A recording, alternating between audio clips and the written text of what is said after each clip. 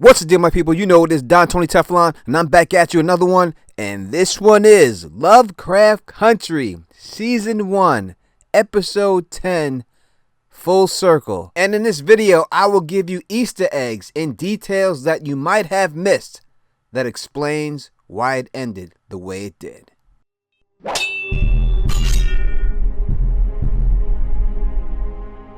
Now, this season finale definitely got me all up in my feelings and feeling a certain sort of way. And I know that most YouTubers out here will just give you the basic review and won't really put their own emotional input into this.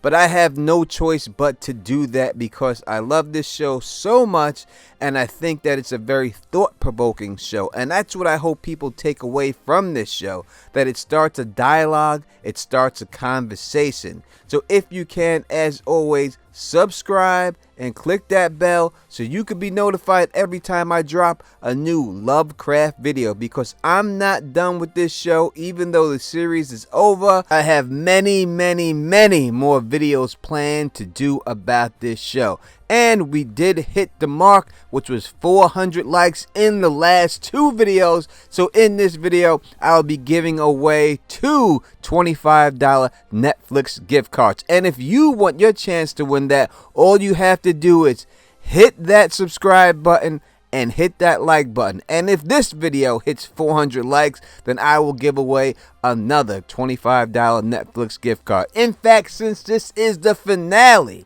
if this video hits 800 likes, I will give away two, because that's how I do.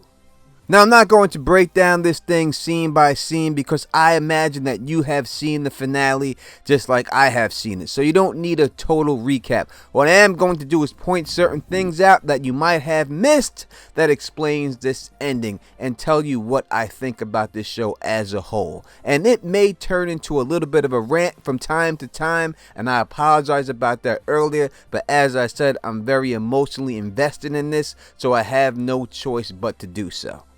Now, the title of this episode is Full Circle, and that's exactly what everybody has to do in order to get through this episode and in order to get on with their life. And there are also certain themes that go along with that Full Circle title, and one of them is acceptance. And if we talk about Montrose for a second, we could see how he had to deal with his acceptance, and that just made everything go full circle in his life because he wasn't able to deal with accepting himself for who he truly was. Now, because he was a gay man and truly couldn't accept himself for it, for a number of different reasons. One, when he was young, he did see the first boy he fell in love with get shot right in his face and killed right in front of him. And he also was beaten by his father for showing homosexual tendencies and wanting to dress up with flowers in his hair. And also later on in life, he's seen somebody get sent to get lobotomized because they were gay. And all this came full circle for Montrose, because when he had his own son Tick, he did not want his son to deal with what he had to deal with, so he beat his son just like he was beaten. And he thought that he was doing his son a favor, but in reality, he was just doing the exact same harm that was done to him over to his son. And that's what we see full circle for Montrose. In the end, he accepts himself for who he is, and he gets a second chance to raise his grandson the way he should have raised Tick from the get-go. When we look at Ruby's full circle, we see from the beginning she wanted to be accepted by white people, and she felt that she was getting the bad stick because she was a black woman, which led Christina to prey on her, which led her to have sex with this white man because she wanted to be accepted, and then him offering her a magical potion that turned her white. And then when she finally was white, she got everything that she wanted. She got the job that she wanted.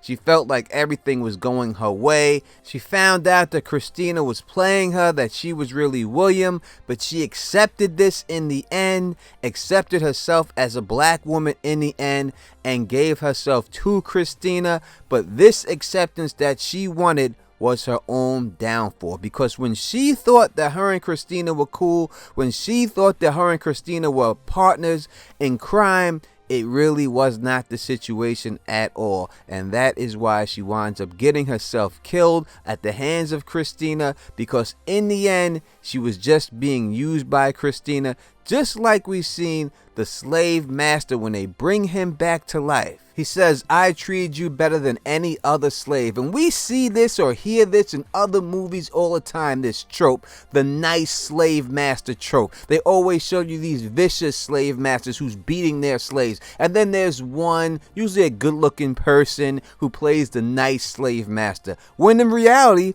there's no such thing as a nice slave master. You own slaves. Period. Point blank. It doesn't matter how nice you are to them or how nice you think you're being to them. They are not free. They are slaves. So therefore, there is no such thing as a nice slave master, which is what I thought was great when they called it out the way they did. I have to commend the showrunners, the show writers, executive producers, everybody for putting it down that way, because that's how all black people truly feel. Now, the major thing that you should have picked up on to know that that truly wasn't Ruby and that got inside the car or gave the vial of blood to her sister Letty was that song that they played and that she was singing with them in the car is the same song that they showed her listening to in episode 1, and she said she hated it. So that was a major Easter egg and drop that you should have caught right then to know that that was Christina who had killed Ruby and just took her form at that particular time. When we think about the star of this show, Tick, and how it played out for him and his full circle, we could truly see exactly how acceptance was his goal from all along. And that's what we see in this episode, him having to accept the fact that he has to sacrifice himself, that he has to die. Nobody wants to die. And he says this to his mother. And they do try to go out and find a way to prevent him from having to die. But in the end, he truly realizes that this is the only way for things to succeed. He has to sacrifice himself. Now, you can definitely see the whole Jesus Christ situation when you see him being strung up and accepting that he had to die for the better cause for man. And we all know that Jesus Christ was a person of color, not this blue-eyed person that they show in all these pictures. But it comes full circle for him and also comes full circle for Letty, and she has to accept herself for being who she is. Yes, she admits in this episode that she didn't go to her mother's funeral because she was in jail, but she truly did not want to go. And that's when Ruby goes, I didn't want to go there either. And that's what acceptance is. You have to do things that you do not want to do. This whole season, Letty has been there to try to save Tick's life.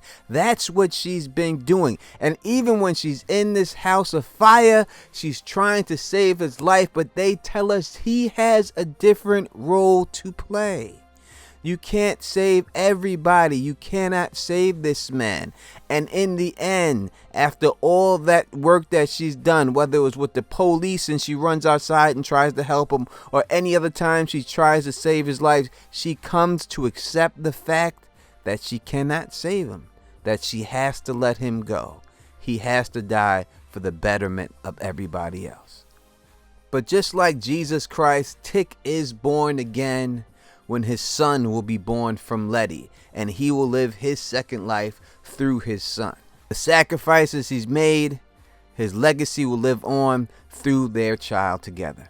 It comes full circle for Christina, a woman who wanted to be accepted in the order of Adam, but could not be accepted in it just because she was a woman. So she schemed to get her father killed from the beginning so that she could get the spell herself. She took out everyone that stood in her way. She used and abused anyone she could to get what she wanted to get, and that was magical ability. And when we see her bathe herself in the blood of a black man, this is very symbolic for many white people have gotten everything they wanted off the backs, off the sweat, off the tears, and off the blood of black people for years. Whether it was the music industry where black people's song, style, and performance ability was stolen by white people, whether it's modern day culture vultures who just take our culture and use it and get paid off it, whether it's owners of franchises who just because they play black people millions of dollars to